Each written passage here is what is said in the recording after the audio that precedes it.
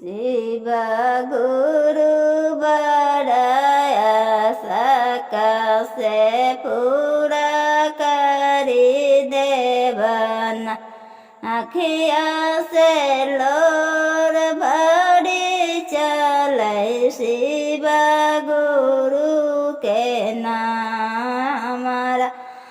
दया मांगबो शिव गुरु कैसे परा पसर के आओ शिव गुरु दया मांगना शिव गुरु के से लोरवा उखवा के मातल शिव गुरु बनिला तू के दू चलावा शिव गुरु ना चरा तू दुख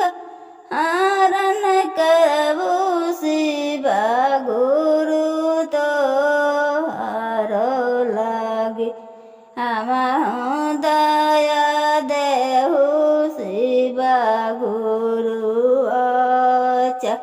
रे बड़ दुख के हरण करुण